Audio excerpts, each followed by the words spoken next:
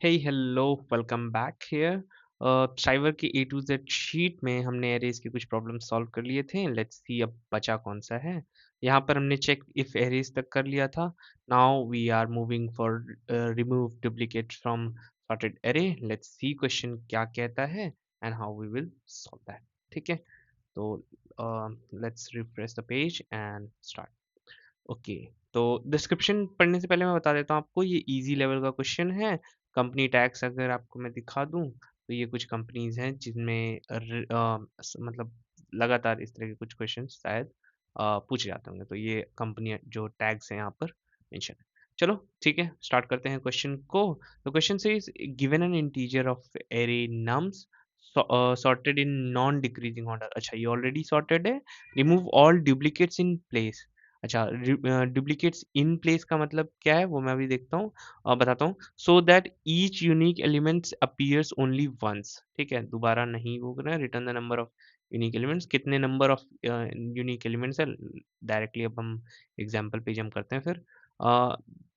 The input is like 0 0 3 3 5 6 and we are printing 4। क्यों? क्योंकि 0 3 5 and 6 यही 4 यूनिक एलिमेंट्स इसके अंदर एग्जिस्ट करते हैं। ठीक है, एंड हमें रिजल्टिंग एरे देखो क्या है कि हमें कुछ इस तरह का एरे बनाना है पहले। हालांकि ये एरे प्रिंट नहीं करना है, हमें प्रिंट सिर्फ 4 ही करना है आउटपुट। तो हमें ये नहीं बताना है कि बाकी का क्या करना है, बट हमें कुछ इस तरह से फर्स्ट शुरू के कुछ इंडेक्सेस में हमें अरेंज करना है और यूनिक एलिमेंट्स के अलावा जितने भी डुप्लीकेट्स हैं उसको रिमूव कर देना है। दैट्स इट, सिंपल यही है इस क्वेश्चन में जो है, जो यहाँ दिख रहा है। माइनस इसमें भी आप देखोगे -2 2 4 और 5। ठीक है, दैट्स इट। ओके, यहाँ पे क्वेश्चन ने अपना कुछ कंस्ट्रेंट भी दिया है। Let's see how we will solve it. तो चलो अप्रोच से स्टार्ट करते हैं। इसमें क्या अप्रोच हम डालेंगे? तो सबसे पहले हम इसका ब्रूट फोर्स अप्रोच देखेंगे, जो कि मैंने यहाँ पर ऑलरेडी इसका एक कुछ रेडी कर रखा है। लेट्स सी कि ब्रूट फोर्स अप्रोच क्या कहेगा। तो यार ब्रूट फोर्स अप्रोच में सिंपली है, अगर मैं कुछ एग्जांपल भी यहाँ ले लूँ। ठीक है, एक एरे ले लेते हैं। फॉर एग्जांपल 1 1 ले लेते हैं, 2 भी ले लेते हैं और 3 3 ले लेते हैं। ठीक है जी। अ, अब क्या है कि जो हमारा ब्रूट फोर्स अप्रोच है, सबसे पहले क्या है कि यूनिक एलिमेंट्स का जब भी बात आता है तो हमें सबसे पहला अप्रोच जो दिमाग में आता है वो यही होता है कि एक सेट बना लेते हैं यार। ठीक है, एक हम अपने सेट डेटा स्ट्रक्चर में यहाँ पर इसको स्टोर कर लेते हैं। क्यों? क्योंकि भाई सेट डेटा स्ट्रक्चर आपका यूनिक एलिमेंट लेगा, सबसे पहले इसमें से ये 1 निकाल लेगा। ठीक है, नेक्स्ट जाएगा, इसको इग्नोर कर देगा क्योंकि ये बाकी इग्नोर कर देता है ये डेटा स्ट्रक्चर, जो डुप्लीकेट्स होंगे। तो 1 को इग्नोर कर दिया, 2 पे आया तो इसने अपना नेक्स्ट 2 को स्टोर कर लिया, तो बाकी 2 को भी इग्नोर कर लिया। नेक्स्ट 3 पे आया, 3 को स्टोर कर लिया एंड अपना बाकी के 3 को इग्नोर कर लिया। That's it. अब ये तो ठीक है कि भाई 1 2 और 3 मिल गया, बट अब हमें ऐसे इसको इस ऑर्डर में लाके रखना है कि ये कुछ ऐसा ही दिखे, 1 2 एंड बेसिकली 3। बाकी कितने हैं? क्योंकि ये टोटल तो 1 2 3 4 5 6 7 है, तो 0 1 2 3 4, यहाँ पे आप देखोगे 3 3 6 एंड 7, तो बेसिकली 6 तक जाएगा। ठीक है, तो ये जो बाकी के पोजीशंस है वो हमें खाली भी छोड़ना है। तो इसके लिए हम क्या ही अप्रोच है, सेट का अप्रोच लेंगे।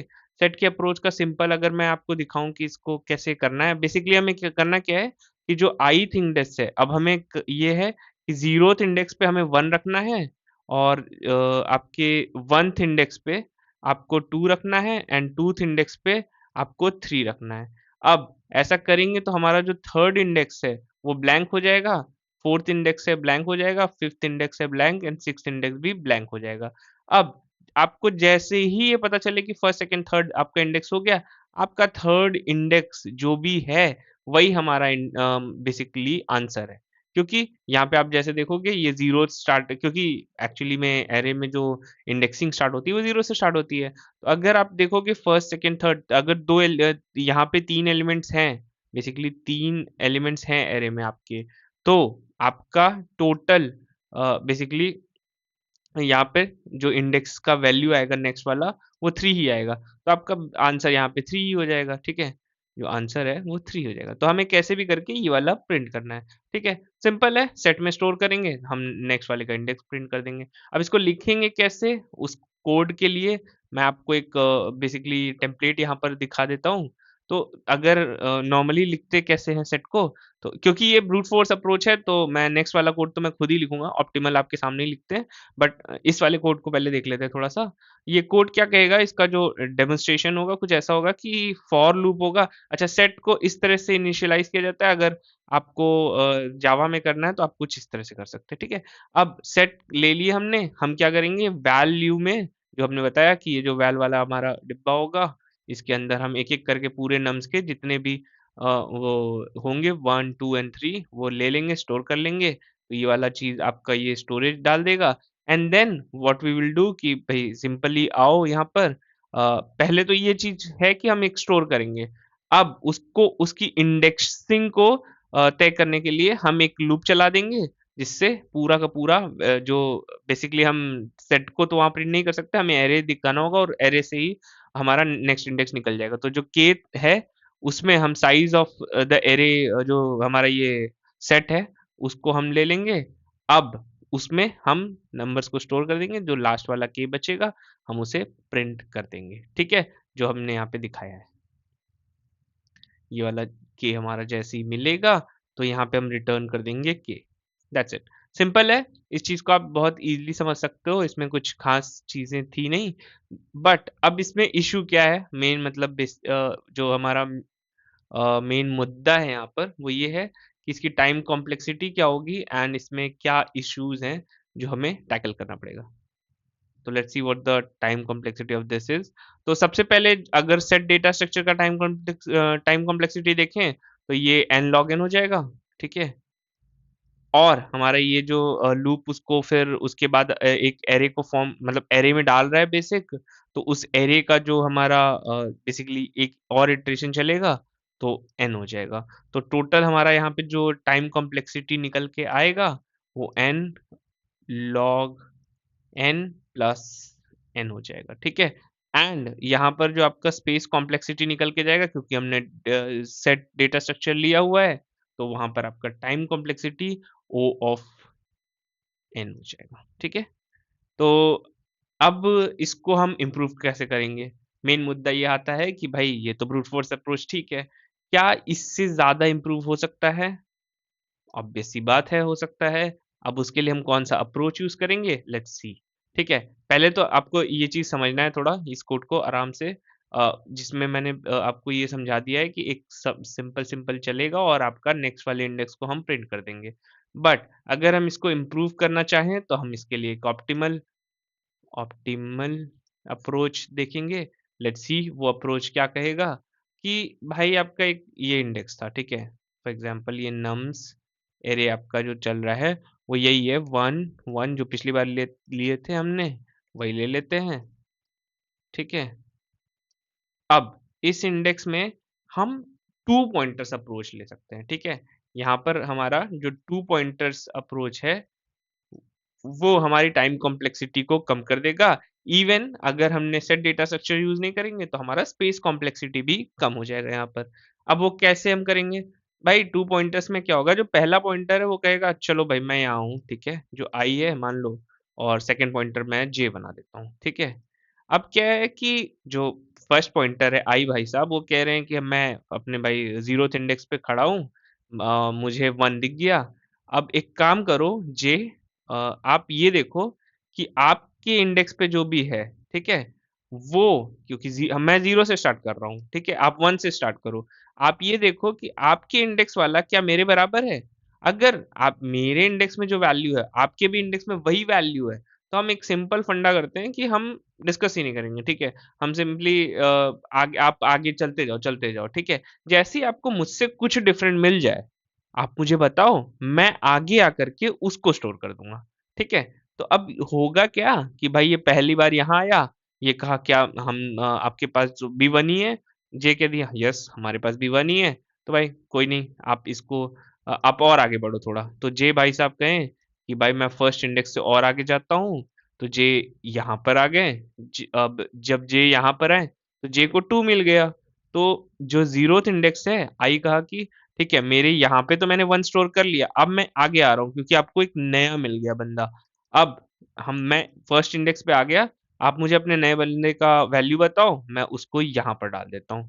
तो अब फर्स्ट इंडेक्स पे आई ने 2 डाल दिया। अब जे और आगे गया। ठीक है, अब जे ने कहा कि चलो भाई मुझे और आगे जाना पड़ेगा क्योंकि अब मुझे एक और मिल गया है। जे यहाँ आया, उन्होंने कहा कि नहीं अभी तो 2 ही है। तो आई ने कहा कि नहीं भाई और आगे जाओ यार, फिर अगर नहीं मिला आपको सेम सेम। तो जे यहाँ पर आया, उनको मिला 3। अब जैसे ही जे को फिर से डिफरेंट मिल गया कि यस यस, आपके जो पुराना अभी का जो इंडेक्स है आपका, जिस अभी की जो वैल्यू है आपकी, उससे डिफरेंट वैल्यू मिली कुछ। तो जे ने कहा कि क्या वैल्यू मिल गई भाई। तो सिंपल से उसका आंसर मिला उनको कि हमें 3 मिल गया है। ठीक है, एक मिनट मैं इसको मिटा देता हूँ ताकि ये थोड़ा सा जे आपको और थोड़ा साफ साफ सा दिखे।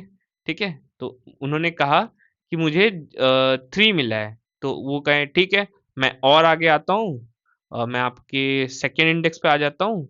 ठीक है, बताओ अपनी वैल्यू क्या है, 3। ठीक है, अब आप और आगे जाओ भाई और चेक करो। तो वो जे भाई साहब फिर घूमने निकल गए, वो देखें कि यहाँ पे क्या 3 है, तो कोई फायदा नहीं है। फिर जे कहे यहाँ पे क्या 3 है, कोई फायदा नहीं है। ठीक है, जब तक सेम है कोई फायदा नहीं है। अब लूप यहाँ पे तो एंड हो जाता है। तो जे जहाँ पे आते हैं वहां लूप एंड, दैट्स इट। अब इनको कोई वैल्यू मिलता नहीं है। तो अब हम इससे ये कैसे पता लगा पाए कि अब कितने हुए। बेसिकली यहाँ पे तो आपका आ गया, ठीक है, यहाँ पे क्या आया आपका, सिमिलरली आपकी वैल्यूज तो आ गई। हमने डुप्लीकेट्स तो रिमूव कर दिया। हमारा जो पहला टास्क था कि डुप्लीकेट्स रिमूव कर दो भाई, तो हमने डुप्लीकेट्स तो यहाँ पे रिमूव कर दिया। यहाँ पे तीनों के तीनों यूनिक एलिमेंट्स आ गए। हमारे सेकेंड इंडेक्स तक पे सारा काम समाप्त हो गया। अब हमें क्या करना होगा भाई, अगर हमारे सेकेंड इंडेक्स पे ऐसा है, हमारी वैल्यू आ रही, हमें बस अपने इससे +1 कर लेना है। ठीक है, तो कैसे करेंगे वो, सिंपल सा फंडा है, i+1 हमारा वैल्यू, हमारा आंसर होगा बेसिकली, जो हमें पूछा गया है। ठीक है, दैट्स इट। अब इसका कोड किस तरह से होगा, तो एक फॉर लूप में मैं नॉर्मल आपको वो दिखा देता हूँ। ठीक है, कि फॉर लूप में वो किस तरह से दिखेगा। तो कुछ इस तरह से दिखेगा। ये किसी भी आप कोड में इसी तरह का फॉर लूप चला सकते हो। सिंगल फॉर लूप चलेगा, मैंने पहले भी बताया। जैसे यहाँ पे अगर ड्राई रन करके दिखा देते हैं, 1 2 सॉरी 2 1 रहेंगे ना। ठीक है, वेट, 2 1 रहेंगे यहाँ पर। ठीक है, तो अब इसमें 1 1 2 2 3 3 एंड 3। ठीक है, सबसे पहले क्या करेगा, आई यहाँ पे आया, सिंपली कहा मेरी वैल्यू तो आई यहाँ पर मैं अगर देखूं तो आई ने अपना पहली वैल्यू 0 मानी, तो आई 0 पे आ गया। ठीक है, आई तो अपना भाई यहाँ 0 पे खड़ा है आई, और जे अपना 1 से स्टार्ट कर रहा है। ठीक है, यहाँ पे जे 1 से स्टार्ट कर रहा है, और पूरे जे यहाँ से लेके यहाँ तक घूमेगा अपना, वो चेक करेगा क्या भाई कुछ ऐसा है। जैसे जैसे चेक करता जाएगा, फॉर एग्जाम्पल आई अपनी वैल्यू को देख रहा है, if nums of i is not equal to nums of j. जैसे ही ये कंडीशन आए, आई अपने पोजीशन से 0 से 1 पे आ जाएगा। ठीक है, ये आई जो है यहाँ पर अभी था, वो 1 पे आ जाएगा, ये आई प्लस प्लस हो जाएगा। एंड आई प्लस प्लस होने के बाद कहेगा ये कि भाई जो तुम्हारे पास जो वैल्यू है नम्स जे, वो मेरे अंदर डाल दो। अब मेरे अंदर आ जाएगा, तो यहाँ पे मेरे वैल्यू की जगह पे आ जाएगा। देन यही चीज चलता जाएगा चलता जाएगा।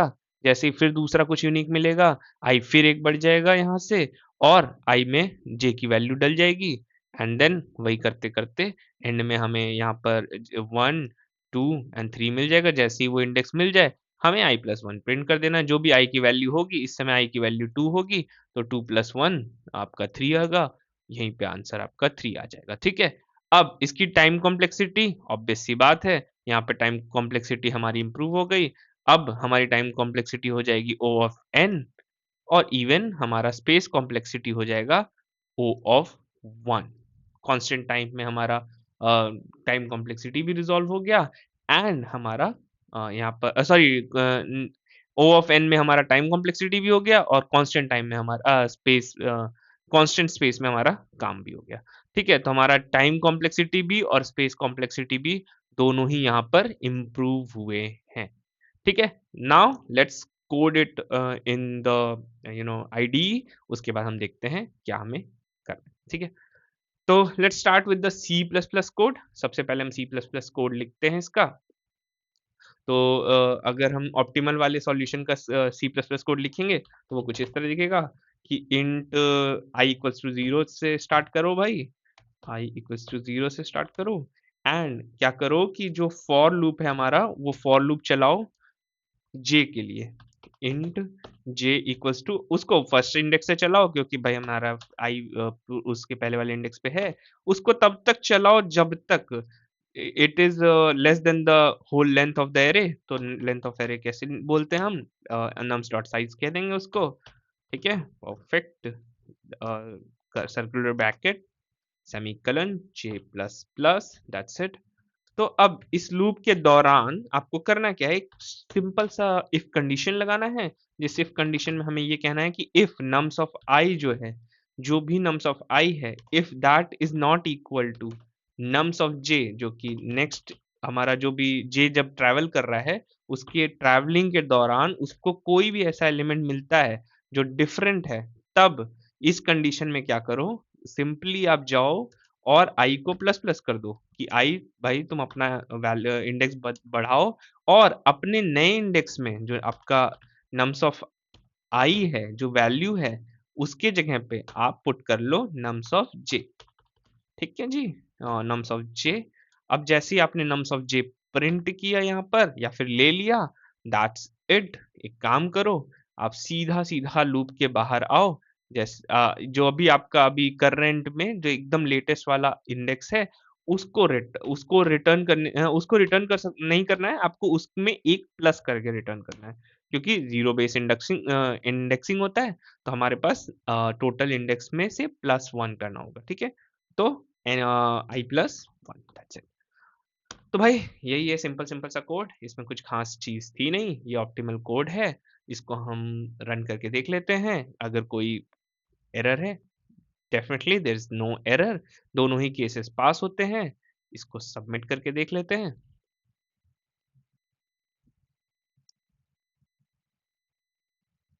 Okay, it's taking time. Oh perfect, 116 by 116 हमारा पहले ही बार में पूरा कोड सक्सेसफुली सबमिट हो गया। That's it, that's a very beautiful stuff. आपके पास ये पूरा रिजॉल्व हो गया कम टाइम कॉम्प्लेक्सिटी में, कम स्पेस कॉम्प्लेक्सिटी में, ठीक है जी। तो this is in C plus plus, this is the complete code. Now let's code it in Java, ठीक है। डेफिनेटली सिमिलर है, ज्यादा कुछ डिफरेंस होता नहीं है। अब हम इंट ऑफ आई यहाँ पर ले लेंगे equals to 0, that's it. Then हम लेंगे for int j equals to 1, ठीक है भाई। जे भाई साहब आप एक आगे से चलते रहो, j is less than nums of nums dot size circular bracket.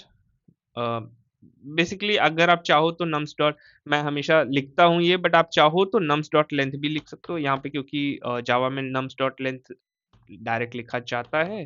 तो नम्स ऑफ लेंथ लिखोगे, जे प्लस प्लस लिखोगे, एंड इसको आप इसके अंदर, अब इस कंडीशन में आपके पूरे लेंथ जे पूरा चलते हुए ये चेक करेगा इफ, अगेन कंडीशन क्या होगा, नम्स ऑफ जो भी आपका करंट आई है, ठीक है, उसके that is not equal to nums of j, ठीक है। ये इक्वल तो नहीं है, अगर इक्वल है तब तो आगे चलते जाओ, आप अपना जो भाई फ्लो चला रहे हो जे भाई साहब आप वो अपने लूप में चलते जाओ। जैसे ही आपको लगता है कोई है जो भाई कुछ है जिसमें जो डिफरेंट है, ठीक है, तो उस कंडीशन में पर्टिकुलरली आप एक काम करो कि आई को प्लस प्लस कर दो, जो आई जिस इंडेक्स पे है उससे आगे बढ़ो, और एक और काम करो, अब नम्स जो नया इंडेक्स है आई का, उस इंडेक्स में आप इक्वल्स टू स्टोर कर दो नम्स ऑफ जे, जो जे की वैल्यू अभी है आपके पास, ठीक है। परफेक्ट जी। अगर ऐसा होता है, पूरा लूप चल जाता है, लूप चलेगा और आपका पूरे के पूरे इंडेक्सिंग आ जाएगा, तो रिटर्न कर दो आप। रिटर्न क्या करोगे आप, एक मिनट, रिटर्न रिटर्न कर दो आप आई +1, क्योंकि ज़ीरो बेस्ड इंडेक्सिंग होती है तो हमें एक ज़्यादा चाहिए होता है, तब हमारा फाइनल टोटल नंबर ऑफ वो हम वैल्यूज़ बता यूनिक वैल्यूज़ बता पाएँगे, ठीक है? That's it. इसको हम रन करते हैं, देखते हैं कहीं कुछ हमसे छूटा तो नहीं है या कोई एरर तो नहीं है। ओह! My goodness! यहाँ पर जावा का भी कोड फर्स्ट टाइम में ही हो गया यहाँ पर पूरी तरीके से रन। अब हम इसके सबमिशन में इसको भी बेसिकली सबमिट करते हैं, ठीक है? तो सबमिट करते ही जैसे सी प्लस प्लस का हमने किया था, लेट्स सबमिट दिस। परफेक्ट, ठीक है? सारे टेस्ट केसेस पास हो गए यहाँ पर और आपका ये कोड भी सक्सेसफुली रन हो गया। So that's all from this video. Thanks a lot for watching till the end.